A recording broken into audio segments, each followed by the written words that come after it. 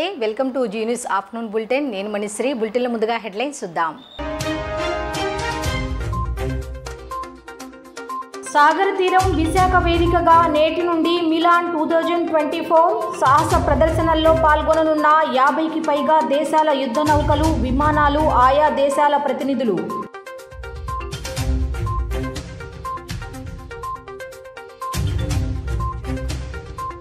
నేడు ఉమ్మడి విశాఖ తూర్పుగోదావరి జిల్లాల్లో పవన్ పర్యటన విశాఖలోని నియోజకవర్గాల వారీగా సమీక్షలు నిర్వహిస్తున్న జనసేనాని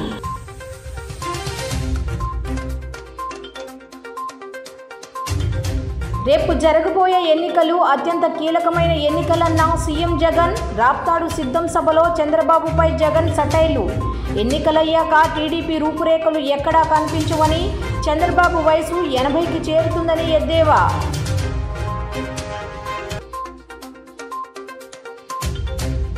దమ్ముంటే నాతో బహిరంగ చర్చకురా మరోసారి ట్విట్టర్ వేదికగా జగన్కు చంద్రబాబు సవాల్ వచ్చే 100 రోజులు బీజేపీకి ఎంతో కీలకమని అందరం కొత్త ఉత్సాహంతో పనిచేయాలని ప్రధానమంత్రి నరేంద్ర మోదీ పిలుపునిచ్చారు. నవభారత్ నిర్మాణం కోసం అహర్నిశలు పనిచేద్దామని అన్నారు. బీజేపీ జాతీయ మండలి సమావేశాల్లో ప్రధాని ఈ మేరకు వ్యాఖ్యానించారు. రానున్న 100 రోజులు బీజేపీకి అత్యంత కీలకమని అందరూ కొత్త ఉత్సాహంతో పనిచేయాలని ప్రధాని మోదీ అన్నారు. నవభారత్ నిర్మాణం కోసం అహర్నిశలు పనిచేద్దామని ఆయన పిలుపునిచ్చారు. బీజేపీ కార్యకర్తలు ప్రతి ఇంటికి ప్రతి ఓటరు వద్దకు వెళ్లాలని మోదీ సూచించారు. పార్టీ కార్యకర్తలు 24 గంటలు దేశానికి సేవ చేయడానికి ఏదో ఒకటి చేస్తూనే ఉంటారని మోదీ అన్నారు. ఢిల్లీలో 2వ రోజు జరుగుతున్న బీజేపీ జాతీయ మండలి సమావేశాల కార్యక్రమంలో ప్రధాని మోదీ ప్రసంగించారు. ఈసారి జరగబోయే పార్లమెంట్ ఎన్నికల్లో బీజేపీ 370 సీట్ల మైలురాయిని అందుకోవాలని ప్రధాని మోదీ ఆకాంక్షించారు. బీజేపీ సైన్యాన్ని చూస్తే విపక్షాలకు భయం పుడుతోందని అన్నారు. ఈ దేశ కలలు బీజేపీ ఎన్డీఏ కూటమి ప్రభుత్వంతోనే నెరవేరుతాయని చెప్పారు. ప్రపంచంలో 3వ అతిపెద్ద ఆర్థిక వ్యవస్థగా భారత్ త్వరలోనే అవతరిస్తోందని మోదీ పునరుద్ఘాటించారు. అలా మారుస్తానని తాను గ్యారంటీ ఇస్తానని తెలియజేశారు. हमारे बच्चों का हमारे युवाओं का भविष्य बताना बीजेपी के प्रत्येक कार्यकर्ता का दायित्व है. कांग्रेस का ट्रैक रिकॉर्ड हम सभी के सामने है. कांग्रेस अस्थिरता की जननी है. कांग्रेस परिवारवाद की जननी है. कांग्रेस भ्रष्टाचार की जननी है और कांग्रेस तुष्टीकरण की भी जननी है. 70 के दशक में जब देश में कांग्रेस के विरुद्ध गुस्सा बढ़ना शुरू हुआ तो खुद को बचाने के लिए इसने अस्थिरता का सहारा लिया. हर नेता की सरकार कांग्रेस ने अस्थिर. आज यहां प्रस्ताव के समय इसकी चर्चा आई है तो मैं ज्यादा उसके लिए कहता नहीं हूं. आज भी ये लोग अस्थिरता पैदा करने के लिए नई नई साजिशें कर रहे हैं. इन लोगों ने मिलकर जो गठबंधन बनाया है उसकी भी यही पहचान है. कांग्रेस के पास विकास का एजेंडा नहीं है, फ्यूचर का रोड मैप नहीं है. ये देश को कभी भाषा के आधार पर तो कभी क्षेत्र के आधार पर बांटने में जुटे हुए हैं. साथियों, कांग्रेस का एक सबसे बड़ा पाप ये रहा है कि वो देश की सेनाओं का मनोबल तोड़ने से भी पीछे नहीं रहे. भारत की राष्ट्रीय सुरक्षा और सामरिक शक्ति को नुकसान पहुंचाने में कांग्रेस ने कोई कसर नहीं छोड़ी है. जब भी देश के रक्षा क्षेत्र में कोई बड़ा काम हुआ, जब हमारी सेनाओं ने कोई उपलब्धि हासिल की, कांग्रेस ने हर बार उन पर सवाल उठाए. आप सिर्फ सोचिए कि 5 साल पहले इन लोगों ने क्या कहा था. इन लोगों ने हर कोशिश की कि हमारी वायुसेना को राफेल जैसे एडवांस एयरक्राफ्ट न मिल पाए. ఆంధ్రప్రదేశ్లోని రాప్తాడు సిద్ధం బహిరంగ సభలో సీఎం జగన్ మాట్లాడుతూ టీడీపీ అధినేత నారా చంద్రబాబు నాయుడుకి సవాలు విసిరారు. ఈ ఎన్నికల యుద్ధం ఇచ్చిన మాట నిలబెట్టుకునే మనకు మాట తప్పేవారికి మధ్య జరుగుతున్న యుద్ధం, విశ్వసనీయతకు విశ్వాసం లేని వారికి జరుగుతున్న యుద్ధం, పెత్తందారులతో యుద్ధం జరుగుతుందన్నారు. ఇవాళ రాయలసీమలో జన సముద్రం కనిపిస్తోందని రాప్తాడు బహిరంగ సభలో సీఎం జగన్ ప్రసంగించారు. చంద్రబాబుకి ఓ సవాలు విసురుతున్నాను. 14 ఏళ్లు ముఖ్యమంత్రిగా ఉన్నారు. 3 సార్లు ముఖ్యమంత్రి కుర్చీలో కూర్చున్నారు. ఇన్నేళ్లు పరిపాలన చేశారు చంద్రబాబు. ఆయన పేరు చెబితే రైతులకు గుర్తువచ్చే పథకం ఏదైనా ఉందా? చంద్రబాబు పేరు చెబితే అక్క చెల్లెమ్మలకు గుర్తుకు వచ్చే ఒక్క విషయమైనా ఉందా? విద్యార్థులకైనా గుర్తుకు వచ్చే పథకం ఒక్కటైనా ఉందా? చంద్రబాబు పేరు చెబితే గుర్తుకు వచ్చే ఒక్క మంచి పనైనా ఉందా? ప్రజల ఆరోగ్యం కోసం తెచ్చిన ఒక్క స్కీమ్ అయినా ఉందా అని జగన్ ప్రశ్నించారు. ఉంటే చెప్పాలని సవాల్ విసిరారు. చంద్రబాబు నాయుడు చేయలేని పనులన్నింటినీ వైసీపీ ప్రభుత్వం చేసిందని జగన్ చెప్పారు. ప్రజలకు తమ పాలన చాలా అవసరం ఉందని అన్నారు. కనీవిని ఎరుగని విధంగా తాము మార్పులు తీసుకొచ్చామని చెప్పుకొచ్చారు. జగన్ మార్పు ప్రతి గ్రామంలోనూ కనిపిస్తా ఉన్నప్పుడు, జగన్ మార్పు ప్రతి పేద ఇంట్లోనూ కనిపిస్తా ఉన్నప్పుడు, జగన్ మార్పు ప్రతి సామాజిక వర్గంలోనూ కనిపిస్తా ఉన్నప్పుడు, ప్రతి ప్రాంతంలోనూ కనిపిస్తా ఉన్నప్పుడు, ఇంతగా కనిపిస్తా ఉన్నప్పుడు అయ్యా చంద్రబాబు నీకు ఎందుకు ఓటు వెయ్యాలి అని చెప్పి ఇదే సందర్భంగా ఇదే వేదికపై నుంచి ఇక్కడే చంద్రబాబు నాయుడు గారిని అడుగుతా ఉన్నా. చంద్రబాబు నాయుడు గారిని నేరుగా అడుగుతా ఉన్నా. జగన్ తన పాలనలో ప్రజలకు ఇదే పెద్ద మనిషి చంద్రబాబు నాయుడు గారిని నేరుగా అడుగుతా ఉన్నా ఇదే వేదికపై నుంచి, అయ్యా చంద్రబాబు జగన్ తన పాలనలో ప్రజలకు మంచి చేయలేదని చెప్పి చంద్రబాబు నిజంగా నమ్మితే, జగన్కు ప్రజాబలం లేదని ఇదే చంద్రబాబు గారు నిజంగా నమ్మితే మరి చంద్రబాబుకు పొత్తులెందుకు అని అడుగుతా ఉన్నా. ఇదే చంద్రబాబుని అడుగుతా ఉన్నాను. నిజంగా నువ్వు జగన్ మంచి చేయలేదని అనుకుంటే, నిజంగా నువ్వు జగన్ మేనిఫెస్టోలో చెప్పినవి చెయ్యలేదని అనుకుంటే, నిజంగా నువ్వు జగన్కు ప్రజాబలం లేదనుకుంటే నీకు ఇంతమందితో ఇన్ని పొత్తులు ఎందుకయ్యా చంద్రబాబు అని అడుగుతా ఉన్నా. తన నడక కోసం అటో కర్ర ఇటో కర్ర, రెండు కర్రలు ఎందుకయ్యా చంద్రబాబు అని అడుగుతా ఉన్నా. తన సైకిల్ తోయటానికి నీకు ఒక ప్యాకేజీ ఇస్తారు ఎందుకయ్యా అని అడుగుతా ఉన్నాను. కారణం నీకు కూడా తెలుసు జగన్ ప్రతి ఇంటికి మంచి చేశాడు కాబట్టి, వైఎస్ఆర్సీపీ చేసిన మంచి ప్రతి ఇంట్లోనూ కూడా బ్రతికే ఉంది కాబట్టి అని చెప్పి నీకు తెలుసు. ప్రతి గ్రామానికి మంచి జరిగింది, ప్రతి సామాజిక వర్గానికి మంచి జరిగింది కాబట్టి ప్రతి పేదవాడు కూడా తన గుండెల్లో జగన్ను పెట్టుకున్నాడని, వైఎస్ఆర్ కాంగ్రెస్ పార్టీని ప్రతి పేదవాడు కూడా తన గుండెల్లో పెట్టుకున్నాడు కాబట్టి ఈ రోజు చంద్రబాబు నాయుడు గారి గుండెల్లో రైళ్లు పరిగెత్తా ఉన్నాయని కూడా ఈ సందర్భంగా తెలియజేస్తా ఉన్నాను. వైసీపీ అధినేత సీఎం జగన్మోహన్ రెడ్డికి టీడీపీ అధినేత మాజీ CM Chandrababu Naidu open challenge విసిరారు. 2019 ఎన్నికల సమయంలో జగన్ బహిరంగ సభల్లో ప్రజలకు ఇచ్చిన హామీల వీడియోను తన ఎక్స్ ఖాతాలో షేర్ చేసిన చంద్రబాబు చర్చకు సిద్ధమా జగన్ రెడ్డి అంటూ ప్రశ్నించారు. సామాజిక న్యాయానికి నిలువునా సిలువ వేసి బాదుడు పాలనతో ప్రజల రక్తం పీల్చేసి విధ్వంస పోకడలతో రాష్ట్ర భవిష్యత్తును కూల్చేసి ఇప్పుడు నువ్వు ర్యాంప్ వాక్ చేసి అబద్ధాలు చెప్తే ప్రజలు ఎలా నమ్ముతారు జగన్ రెడ్డి అంటూ ప్రశ్నించారు. నీకు నీ ప్రభుత్వానికి కౌంట్ డౌన్ ప్రారంభమైంది. ఇంకా 50 రోజులే ఉంది. రెక్కలు ఊడిపోయిన ఫ్యాన్ను విసిరిపారేయడానికి ఏపీ ప్రజలు సిద్ధంగా ఉన్నారు. వరమిచ్చిన శివుణ్ణే బూడిద చేయాలనుకున్న భస్మాసురుడి గతే నీకు పడుతుందంటూ చంద్రబాబు హెచ్చరించారు. బూటకపు ప్రసంగాలు కాదు, అభివృద్ధి పాలన ఎవరిదో, విధ్వంసం ఎవరిదో జనం ముందు చర్చిద్దాం. దమ్ముంటే నాతో బహిరంగ చర్చకురా జగన్ రెడ్డి అంటూ చంద్రబాబు సవాల్ చేశారు. ప్లేస్ టైం నువ్వు చెప్పు, ఎక్కడికైనా వస్తా, దేని మీదైనా చర్చిస్తా, నువ్వు సిద్ధమా జగన్ రెడ్డి అంటూ చంద్రబాబు ఛాలెంజ్ చేశారు. రాప్తాడులో జరిగిన సిద్ధం సభలో చంద్రబాబుపై జగన్ సంచలన వ్యాఖ్యలు చేశారు. రంగురంగుల మేనిఫెస్టో పేరుతో మళ్లీ ప్రజలను మోసం చేయడానికి చంద్రబాబు నాయుడు వస్తున్నారు. చంద్రబాబు నాయుడు పేరు చెబితే ఎవరికైనా సామాజిక న్యాయం గుర్తుకు వస్తుందా అని జగన్ అడిగారు. ప్రభుత్వ పాఠశాలల విద్యార్థులు తమ పథకాల వల్ల ఇప్పుడు ఇంగ్లీష్లో మాట్లాడుతున్నారని చెప్పారు. తాము అధికారంలోకి రాకపోతే మళ్లీ మంచి పథకాలని అందకుండా పోతాయని జగన్ అన్నారు. 2024 రెండు సిద్ధాంతాల మధ్య యుద్ధం జరుగుతుందని తెలియజేశారు. పేదలకు పెత్తందారులకు మధ్య యుద్ధం జరుగుతుందని జగన్ అన్నారు. జగన్ వ్యాఖ్యలపై చంద్రబాబు కౌంటర్ ఇచ్చారు. జగన్ బూటకపు ప్రసంగాలు కాదు, అభివృద్ధి పాలన ఎవరిదో, విధ్వంసం పాలన ఎవరిదో జనం ముందే చర్చిద్దామంటూ ఆదివారం చంద్రబాబు ఓపెన్ ఛాలెంజ్ చేశారు. తాజాగా మరోసారి జగన్కు ట్విట్టర్ వేదికగా చంద్రబాబు ఓపెన్ ఛాలెంజ్ చేశారు. ఈసారి జగన్ గత ఎన్నికల సమస్యలో ప్రజలకు ఇచ్చిన హామీల వీడియోను చంద్రబాబు ట్విట్టర్లో షేర్ చేశారు. అయితే చంద్రబాబు సవాల్పై జగన్మోహన్ రెడ్డి ఏ విధంగా స్పందిస్తారన్న అంశం ప్రస్తుతం ఏపీ ప్రజల్లో చర్చనీయాంశంగా మారింది.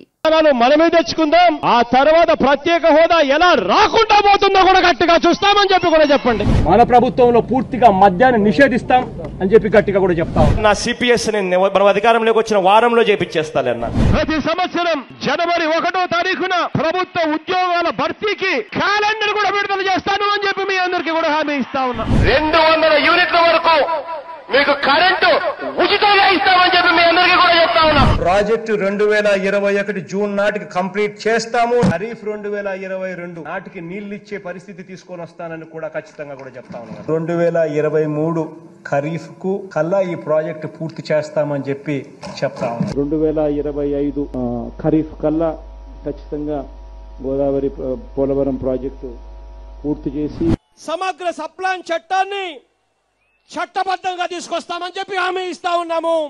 3వ వంతు నిధులు బీసీలకు కేటాయిస్తాము అని చెప్పి హామీ ఇస్తా ఉన్నాను మీ అందరికీ. ఇలా ఉట్టి బీసీలకే 139 కార్పొరేషన్లు పెడతామని చెప్పి మీ అందరికీ హామీ ఇస్తా ఉన్నా. పంట వేసే ముందే పలాని రేట్లకు కూడా పలాని రేట్లు అని చెప్పి రేట్లు కూడా ప్రకటిస్తాం.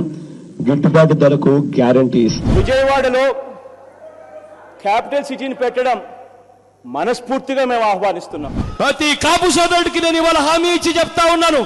చంద్రబాబు నాయుడు గారి 5 సంవత్సరాలలో ఏదైతే కాపు కార్పొరేషన్ కోసం నిధులు ఏదైతే కేటాయించాడో ఆ నిధులకు రెట్టింపు నిధులు కేటాయిస్తాను అని చెప్పి మీ అందరికీ కూడా హామీ ఇస్తా ఉన్నా. ఇది జగన్ అనే నేను మనం అధికారంలోకి వచ్చిన వెంటనే ఆ చెప్పిన 5,000 కోట్ల రూపాయలను 10,000 కోట్ల రూపాయలు ఇస్తాను అని చెప్పి నేను చెప్పడం మోసమా అని అడుగుతా ఉన్నా. సౌమ్యుడిగా పేరు పొందిన ఎక్స్ ఎంపీని అతి కిరాతకంగా ఇంట్లోకి చొరబడి గొడ్డలి తీసుకొని నరికి అత్యంత దారుణంగా చంపడం అన్నది ఇంతకన్నా దారుణమైన విషయం ఎక్కడా ఉండదు. కరెంటు ఛార్జీలు బాధుడే బాధుడు. ఆ 2024 ఎన్నికలు జరిగేసరికి మందరిని పూర్తిగా తీసేసిన తర్వాత మనం ఓట్లు అడుగుతామని చెప్పి నేడు ఉమ్మడి విశాఖ తూర్పుగోదావరి జిల్లాలో జనసేన అధినేత పవన్ కళ్యాణ్ పర్యటించనున్నారు. ఉమ్మడి విశాఖ జిల్లా సమన్వయకర్తలు ముఖ్య నేతలతో వేర్వేరుగా భేటీ కానున్నారు. టికెట్ ఆశావహులకు క్లారిటీ ఇచ్చే అవకాశం ఉంది. 3 పార్టీల పొత్తు కారణంగా సీట్ల సర్దుబాటులో ఆశించిన వాళ్లందరికీ అవకాశం రాకపోవచ్చు అనే విషయం చెప్పే ఛాన్స్ ఉంది. మధ్యాహ్నం తర్వాత పవన్ కళ్యాణ్ రాజమండ్రి వెళ్లనున్నారు. ఉమ్మడి తూర్పుగోదావరి జిల్లా జనసేన పార్టీ నేతలతో రాజమండ్రిలో కీలక సమావేశం నిర్వహించనున్నారు. కీలక నేతలతో ఎన్నికల గురించి చర్చించనున్నట్లు సమాచారం.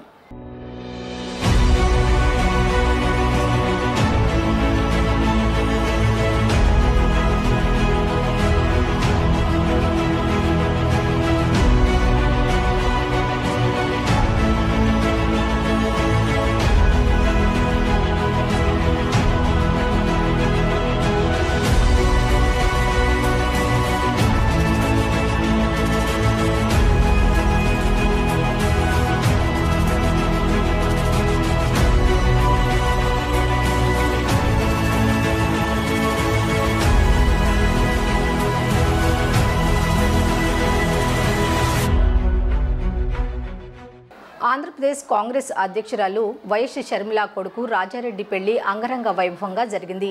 రాజస్థాన్లోని జోధ్పూర్ ప్యాలెస్లో రాజారెడ్డి ప్రియా జంట వివాహ వేడుకలు 3 రోజుల పాటు జరిగాయి. క్రైస్తవ సాంప్రదాయం ప్రకారమే ఈ పెళ్లి జరిగినట్లు వైఎస్ షర్మిల సోషల్ మీడియాలో పెట్టిన వీడియోను బట్టి తెలుస్తోంది. జీసస్ ముందు క్రైస్తవ మత గురువు రాజారెడ్డి ప్రియా దంపతులతో ఉంగరాలు తొడిగించారు. కొడుకు వివాహ వేడుకలో వైఎస్ షర్మిల, అనిల్ దంపతులు ప్రత్యేక ఆకర్షణగా నిలిచారు. విలాసవంతమైన జోధ్పూర్ ప్యాలెస్లో కొడుకుతో కలిసి ఈ జంట ప్రత్యేక ఫోటోలు, వీడియోలకు పోజులిచ్చారు. అలాగే వైఎస్ విజయమ్మ కూడా మనవడి వివాహ వేడుకలో పాల్గొన్నారు. వైఎస్ అట్లూరి కుటుంబ సభ్యులు, సన్నిహితుల మధ్య రాజారెడ్డి ప్రియా వివాహం జరిగింది. అయితే షర్మిల సోదరుడు ఆంధ్రప్రదేశ్ ముఖ్యమంత్రి వైఎస్ జగన్మోహన్ రెడ్డి గాని, ఆయన సతీమణి వైఎస్ భారతి గాని ఈ వివాహ వేడుకకు హాజరు కాలేదు. హైదరాబాద్లో జరిగిన మేనల్లుడి ఎంగేజ్మెంట్కు సతీ సమేతంగా హాజరయ్యారు జగన్. ఈ సమయంలో షర్మిల అతడికి ప్రాధాన్యత ఇవ్వలేదని ప్రచారం జరిగింది. ఈ క్రమంలో వైఎస్ జగన్ పెళ్లికి హాజరు కాకపోవడం చర్చనీయాంశంగా మారింది. ఇదిలా ఉంటే అంగరంగ వైభవంగా జరిగిన కొడుకు వివాహ వేడుకకు సంబంధించిన వీడియో, ఫోటోలను సోషల్ మీడియా ద్వారా పంచుకున్నారు వైఎస్ షర్మిల. ఒకరి కోసం మరొకరు పుట్టారన్నట్లుగా ఉన్న అందమైన జంట వివాహ బంధంతో ఒక్కటయ్యారు. వీరిని మా నాన్న దివంగత డాక్టర్ వైఎస్ రాజశేఖర రెడ్డి స్వర్గం నుండి ఆశీర్వదించినట్లు అనిపించింది. ఎంతో వైభవంగా జరిగిన ఈ వివాహ వేడుక నా మదిలో చిరకాలం నిలిచి ఉంటుంది. అంతులేని ఆనందం, ప్రేమానురాగాలతో దాంపత్య జీవితాన్ని ఆస్వాదించాలని ఆశీర్వదిస్తున్నా అంటూ కొడుకు కోడలిని వివాహ వీడియోను పోస్ట్ చేస్తూ కామెంట్ చేశారు.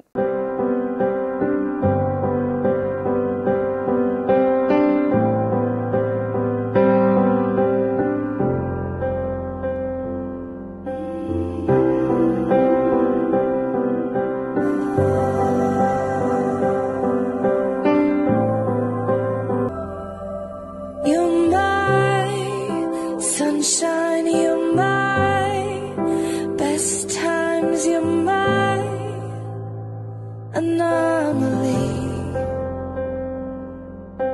and I'd choose you in 100 lifetimes. I'd choose you in 100 worlds. I'd find you, and I'd say I do for the rest of my life. With all that I have, I do, and I do.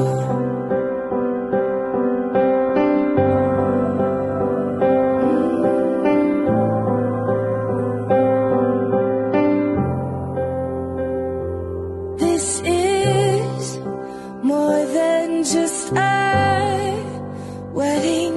This is etched into eternity. TDP జెండా ఎప్పుడూ తన వెంట ఉండాలి. ఆ జెండా నీడనే తన జీవితం వెళ్లాలనే వ్యక్తులలో తాను కూడా ఒకడినని ఎమ్మెల్యే గద్దె రామ్మోహన్ అన్నారు.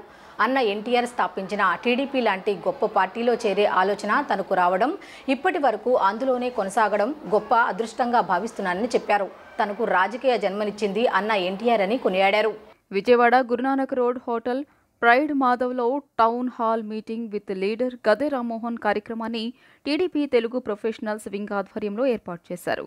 ఎమ్మెల్యే గద్దె రామ్మోహన్, జెడ్పీ మాజీ చైర్పర్సన్ కీర్తి, వాసవ్య మహిళా మండలి అధ్యక్షురాలు బి కీర్తి, వివిధ రంగాల ప్రముఖులు ఎన్టీఆర్ విగ్రహానికి పూలు వేసి నివాళులు అర్పించారు. అనంతరం జ్యోతి ప్రజ్వలన చేసి ఈ కార్యక్రమాన్ని ప్రారంభించారు. టీడీపీ వ్యవస్థాపకులు ఎన్టీఆర్ ఏవి, ఎమ్మెల్యే గద్దె రామ్మోహన్ ఏవీని ప్రదర్శించారు.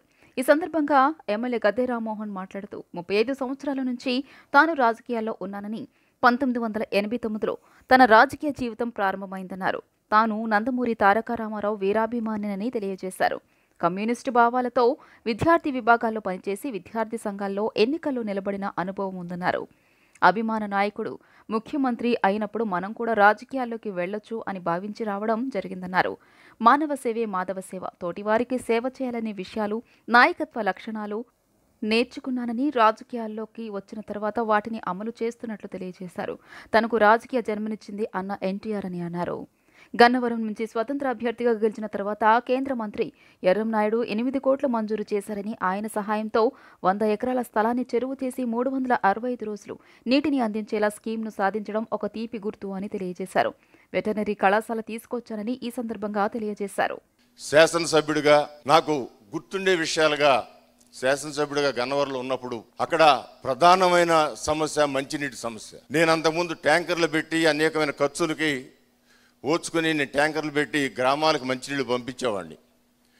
అలాంటి పరిస్థితులు దానికి పరిష్కార మార్గంగా ఆ రోజున కేంద్ర ప్రభుత్వంలో ఆ సమయంలో ఎర్రమనాయుడు గారు పంచాయతీరాజ్ మినిస్టర్గా ఉంటే వారి దగ్గరికి వెళ్ళి నాకున్న సమస్యను చెప్తే ఆయన ఉదారంగా ఆ రోజున 8 కోట్ల రూపాయలు కేంద్ర ప్రభుత్వ నిధుల నుంచి శాంక్షన్ చేయ, ఆ రోజున 8 కోట్లు అంటే ఇవాళ నాకు తెలిసి 800 కోట్ల రూపాయలు సమానం. ఇది 1994లో నేను చెబుతా ఉన్నాను. దానితో చాలా గ్రామాలకి పెద్ద వాటర్ ప్రాజెక్ట్ కట్టి 100 ఎకరాల స్థలాన్ని చెరువుగా చేసి దానిలో ఏలూరు కాలం నుంచి నీళ్లు దాంట్లోకి తెప్పించి 365 రోజులు అనేకమైన గ్రామాలకు, ఆ రోజున 62 గ్రామాలకి నీరిచ్చే స్కీముని దాన్ని నేను సాధించడం జరిగింది. అది నా మనసుకి ఎప్పుడు తీపి గుర్తుగా నేను పెట్టుకుంటాను. అంతేకాదు అక్కడ వెటర్నరీ కాలేజీ స్థాపించాలి, మన ఆంధ్ర రాష్ట్రంలో కొత్తది అన్నాయి. నందమూరి తారక రామారావు భావించినప్పుడు, ఆయన అనుకున్నప్పుడు దానికి కావలసిన సౌకర్యాలు ఎక్కడున్నాయని వారు ఎత్తుకుతున్నప్పుడు నాకున్న చిన్న చొరవతో నందమూరి తారక రామారావు ఆ వెటనరీ కాలేజీ మా గన్నవరానికి ఇవ్వండి, గన్నవరంలో అప్పటికే పశు సమర్థ కోసం అనేకమైన ప్రాజెక్టులు ఉన్నాయి, వాటి మధ్య ఇది కూడా ఉంటే బాగుంటుంది అన్నప్పుడు నాకు పోటీగా ఆ రోజున వ్యవసాయ శాఖ మార్చులని కోటగిరి విద్యాధరరావు గారు, ఆయన వ్యవసాయ శాఖ మార్చులు, ఆయన అండర్లోనే వెటనరీ కాలేజీ ఉంటుంది.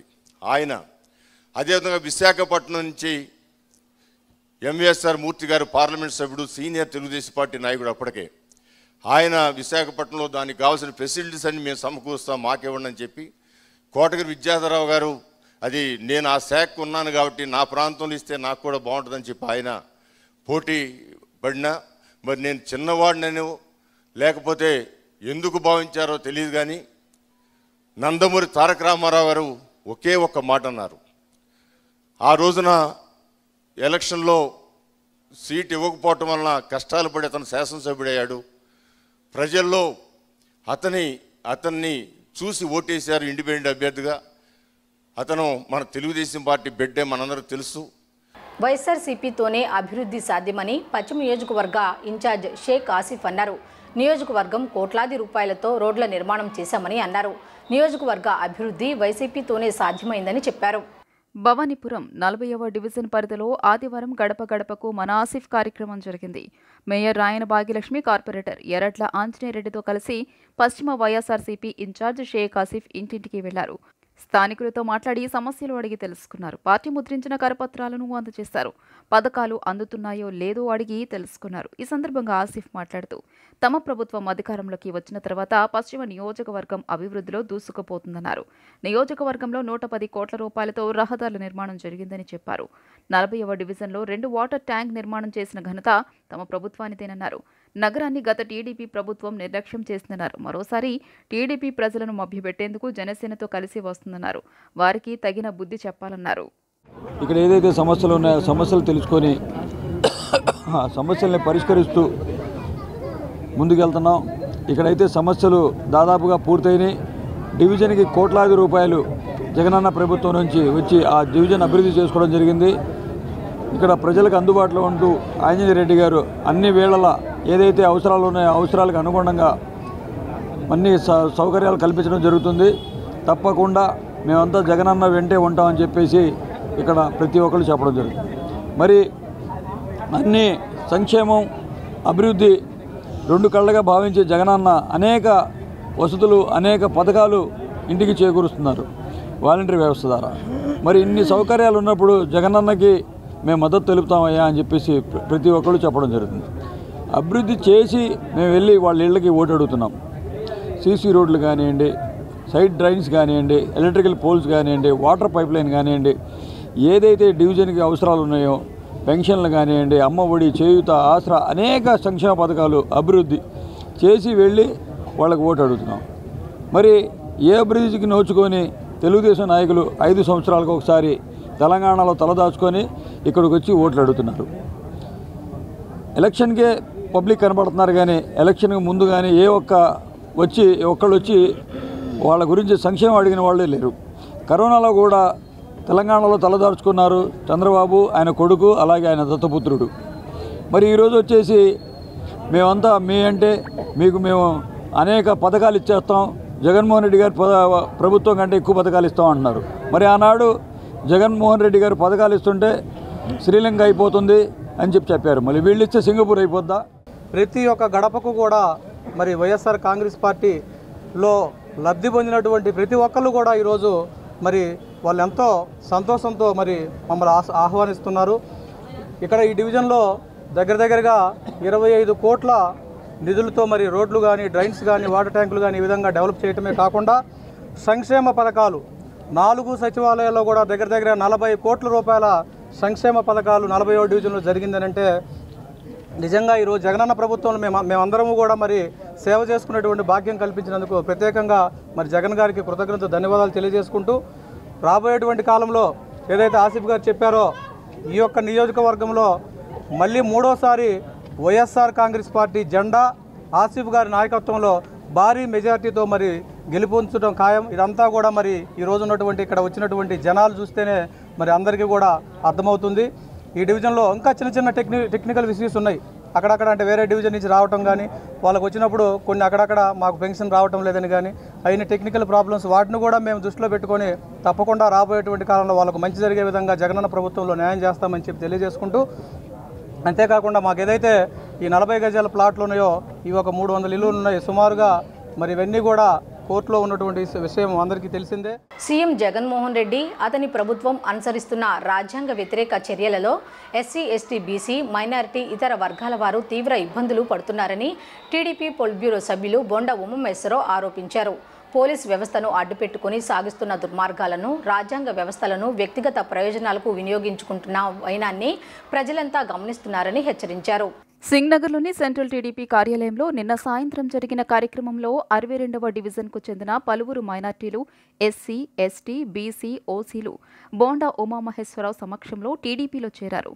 వారికి స్వాగతం పలుకుతూ వచ్చే ఎన్నికల్లో సెంట్రల్లో పసుపు జెండా ఎగరేసేందుకు ప్రతి ఒక్కరూ కృషి చేయాలని కోరారు. సీఎం జగన్మోహన్ రెడ్డి అతని ప్రభుత్వం అనుసరిస్తున్న రాజ్యాంగ వ్యతిరేక చర్యలతో ఎస్సీ, ఎస్టీ, బీసీ, మైనారిటీ, ఇతర వర్గాల వారు తీవ్ర ఇబ్బందులు పడుతున్నారని ఆగ్రహం వ్యక్తం చేశారు. పోలీస్ వ్యవస్థను అడ్డుపెట్టుకుని సాగిస్తున్న దుర్మార్గాలను, రాజ్యాంగ వ్యవస్థలను వ్యక్తిగత ప్రయోజనాలకు వినియోగించుకుంటున్న వైనాన్ని ప్రజలంతా గమనిస్తున్నారని హెచ్చరించారు. సరైన సమయంలో సైకో ముఖ్యమంత్రికి ఓటుతో బుద్ధి చెప్పాలని ఆయన పిలుపునిచ్చారు. సమన్యాయం చేస్తామని, పేద, బడుగు, బలహీన వర్గాలకు టీడీపీ అండగా ఉంటుందని హామీ ఇచ్చారు. సెంట్రల్ నియోజకవర్గంలో తెలుగుదేశం పార్టీలో నిత్యం కూడా వైసీపీ నాయకులు పెద్ద ఎత్తున అన్ని డివిజన్ల నుంచి చేరికలు జరుగుతూ ఉన్నాయి. జగన్మోహన్ రెడ్డి 5 సంవత్సరాల క్రితం ఒక్క ఛాన్స్ ఇవ్వండి, మీ అందరి జీవితాల్లో మార్పులు తీసుకొస్తాను, మీ అందరికీ మేలు చేస్తాను ఏవైతే చెప్పాడో 5 సంవత్సరాల పరిపాలన పూర్తయినాక ఎక్కడ వేసిన గొంగళ్ళు అక్కడేగా మరి ఓట్లు వేయించినటువంటి డివిజన్ స్థాయి నాయకులు ఇవాళ అక్కడ తలెత్తుకొని తిరిగే పరిస్థితి లేదు. ప్రజల నుంచి ఒత్తిడి పెరిగిపోయింది.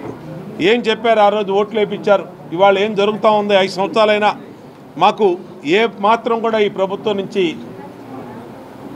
ఏ కార్యక్రమం జరగలేదని చెప్పి వాళ్ళ మాట్లాడుతున్న తీరు కానీ, రాష్ట్రంలో పేద, బడుగు, బలహీన వర్గాలు జీవితాలు జగన్మోహన్ రెడ్డి 5 సంవత్సరాల పరిపాలనలో తలకిందులు అయిపోవటం కానీ మనం రోజు చూస్తూ ఉన్నాం. దీనికే పెద్ద ఎత్తున వైసీపీ నుంచి తెలుగుదేశం పార్టీలోకి చేరుతూ ఉన్నారు.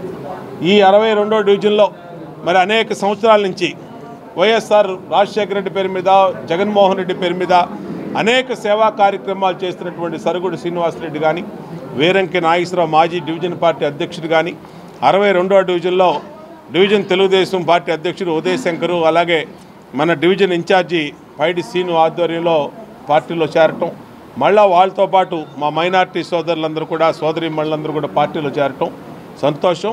వీళ్ళందరికీ కూడా పార్టీలో తగిన గుర్తింపుని తగిన రకంగా వాళ్ళకి ఇచ్చి పార్టీని ప్రోత్సహిస్తాం, వాళ్ళని అభ్యర్థులందరినీ కూడా ప్రోత్సహిస్తాం. సెంట్రల్ కార్యాలయంలో బొండా ఉమామహేశ్వరరావు గారి ఆదేశాల మేరకు 62, 63 డివిజన్ల నుంచి భారీ ఎత్తున పెద్ద ఎత్తున ముస్లిమ్స్, మైనార్టీ కుటుంబాలు కానీ, అలాగే బడుగు బలహీన వర్గాల కుటుంబాలు కానీ స్వచ్ఛంగా ఇవాళ భారీ ఎత్తున కార్యాలయంలో అందరూ పార్టీలో చేరటం జరిగింది. మరి ఈ సందర్భంగా మీ అందరికీ తెలియజేసుకోవడం ఏమనగా, రోజు రోజుకి మరి వాళ్ళకు కూడా తెలిసిపోయింది 4 సంవత్సరాల 10 నెలల్లో ఈ పాలనలో పేద ప్రజలకు ఏమీ ఉపయోగపడాల, సంక్షేమం కానీ అభివృద్ధి కానీ. అందుకని వాళ్ళు అంటున్నారు, ఏ ఇంటి ముందుకు వెళ్ళినా మీరు తిరగటం ఎందుకండి, మీకే ఓట్లు వేస్తాం, ఎందుకంటే ఏదో ఒక్కసారి ఒక్క అవకాశం అన్నారు, మేము చూసి మోసపోయాము, మీకే మేము ఓటేస్తామని చెప్పి సొంతంగా ప్రతి ఒక్కరు పార్టీలో జాయిన్ అవుతుంది. 62, 63 డివిజన్ల సంబంధించి వైఎస్ఆర్ కాంగ్రెస్ పార్టీ నుండి తెలుగుదేశం పార్టీలోకి బొండా ఉమా గారి ఆధ్వర్యంలో పెద్ద ఎత్తున పార్టీలో చేరటం జరిగింది. తెలుగుదేశం పార్టీని బలపరిచి జనసేన అత్యధిక మెజార్టీతో బొండా ఉమా గారిని సెంట్రల్ నియోజకవర్గంకి భారీ ఎత్తున మేమంతా కూడా పనిచేస్తాం, కృషి చేస్తాం, అత్యధిక మెజార్టీతో గెలిపించుకుంటాం. అడుగు వేసి మేమంతా సంయుక్తంగా ఒకరికొకరు ప్రోత్సహించుకొని ఏ విధంగా అయితే ఉన్నాయో మొత్తం భారీ ఎత్తున గెలిపించుకోవాలని చెప్పి మేమంతా కూడా సంయుక్తంగా ముందుకెళ్తామని చెప్పి ఈరోజు మీడియా మిత్రుల ద్వారా అందరికీ చెప్పలేదు. ఎలాంటి పాత్రలో అయినా ఒదిగిపోయిన నటుడు నాగేశ్వరరావు అని ఏపీ హైకోర్టు న్యాయమూర్తి జస్టిస్ ఆకుల వెంకట శేషసాయి పేర్కొన్నారు. విజయవాడ నగరంలోని ఐలాపురం కన్వెన్షన్ సెంటర్లో అక్కినేని ఫౌండేషన్ ఆఫ్ ఇండియా ఆధ్వర్యంలో ఆదివారం అక్కినేని నాగేశ్వరరావు శతజయంతి వేడుకలను నిర్వహించారు. ఈ కార్యక్రమానికి ముఖ్య అతిథిగా హాజరైన హైకోర్టు న్యాయమూర్తి జస్టిస్ ఆకుల వెంకట శేషసాయి మాట్లాడుతూ తెలుగు సినీ రంగంలో జానపద పాటలతో ప్రేక్షకులను అభిమానులను సంపాదించుకున్న నటుడు అక్కినేని నాగేశ్వరరావు అని కొనియాడారు. విలక్షణ పాత్రలతో ఏఎన్ఆర్ అలరించారన్నారు. తెలుగు సంస్కృతి సాంప్రదాయాలను పాటిస్తూ తెలుగు చిత్ర పరిశ్రమ అభివృద్ధికి కృషి చేసిన వ్యక్తి నాగేశ్వరరావు. ఎంత ఎత్తు ఎదిగినా ఒదిగి ఉండి సమాజంతో గౌరవం అందుకున్న నటుడు ఏఎన్ఆర్. ప్రజా జీవితంలో ఉన్న వ్యక్తి. ఎంతో మందిని అక్కినేని వెండి తెరకు పరిచయం చేశారని కొనియాడారు. తదుపరి అక్కినేని నాగేశ్వరరావు స్మారక శతజయంతి ప్రత్యేక పురస్కారాన్ని సినీ నటుడు నిర్మాత ఎం మురళీమోహన్కు అందించి అభినందించారు. నటుడు మురళీమోహన్ మాట్లాడుతూ సినిమా కీర్తిని ఆకాశానికి చేర్చిన వ్యక్తి ఏఎన్ఆర్ అన్నారు. తెలుగు సినీ పరిశ్రమని చెన్నై నుంచి హైదరాబాద్కు తెచ్చేందుకు ఏఎన్ఆర్ ఎంతగానో కృషి చేశారు. సినీ రంగంలో విలువలు ప్రదర్శించారు. సమాజంలో ఉన్న సమస్యలను కథనాంశాలుగా ఆయన సినిమాలు తీసేవారు. ప్రస్తుత సినీ నటులకు ఏఎన్ఆర్ ఒక ప్రేరణ. ఆయన జీవితం ప్రతి ఒక్కరికి స్ఫూర్తిదాయకమన్నారు. కార్యక్రమానికి అధ్యక్షత వహించిన చీదెళ్ల నాగేశ్వరరావు, సెన్సార్ బోర్డు పూర్వ సభ్యుడు మన అక్కినేని పుస్తక రచయిత సంజయ్ కిషోర్, వివిధ జిల్లాల ఏఎన్ఆర్ అభిమానులు పాల్గొన్నారు. జానపదాలు పండించిన కళాశాల విద్యార్థిగా తన అభినయంతో నటనా కౌశలంతో యువతను ఉర్రూతలూగించిన లాహిరి లాహిరి లాహిరిలో అని ప్రేమ అలలపై మనందరినీ కూడా విహరింపజేసిన జై జవాన్ జై కిసాన్ అని వీరరసం పలికించిన భక్త తుకారాంలా ఆధ్యాత్మిక పరిమళాలను వెదజల్లిన ఆ పద్మవిభూషణులకే దక్కిందండి.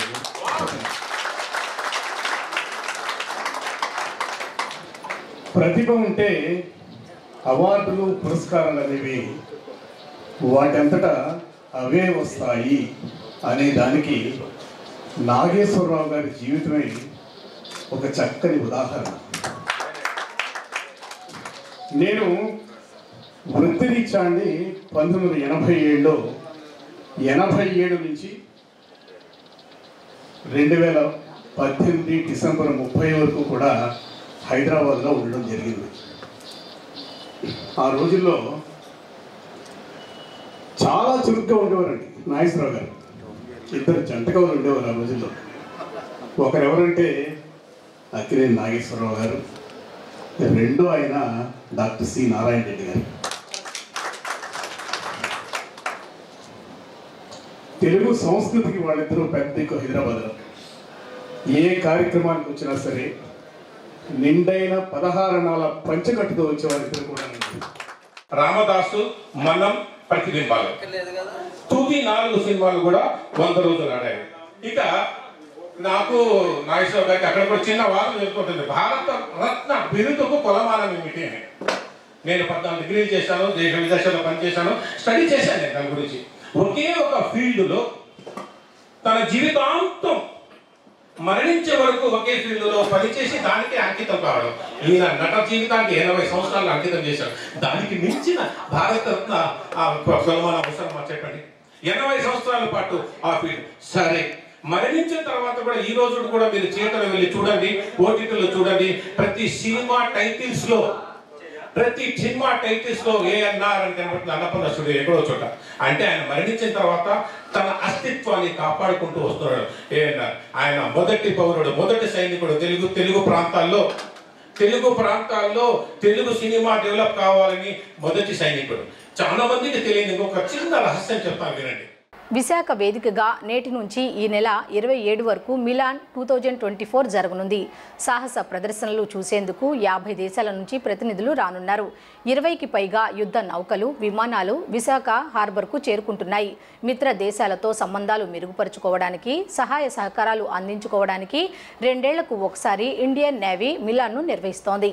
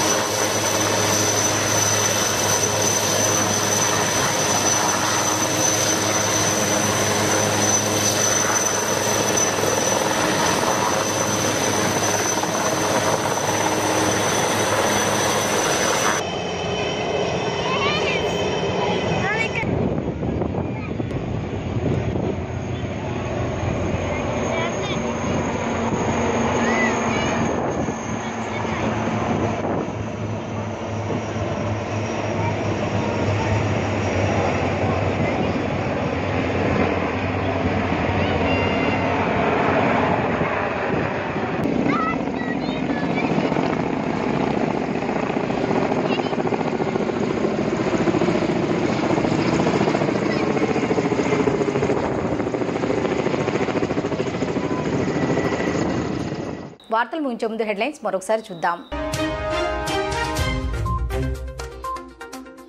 సాగర తీరం విశాఖ వేదికగా నేటి నుండి మిలాన్ 2024 సాహస ప్రదర్శనల్లో పాల్గొననున్న 50కి పైగా దేశాల యుద్ధ నౌకలు, విమానాలు, ఆయా దేశాల ప్రతినిధులు.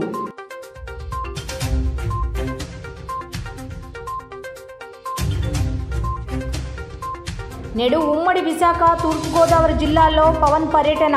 విశాఖలోని నియోజకవర్గాల వారీగా సమీక్షలు నిర్వహిస్తున్న జనసేనాని.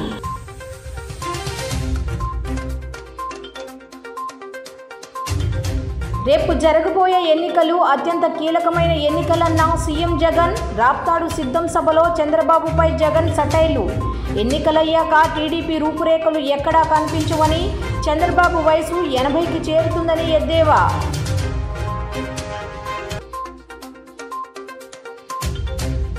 దమ్ముంటే నాతో బహిరంగ చర్చకురా. మరోసారి ట్విట్టర్ వేదికగా జగన్కు చంద్రబాబు సవాల్.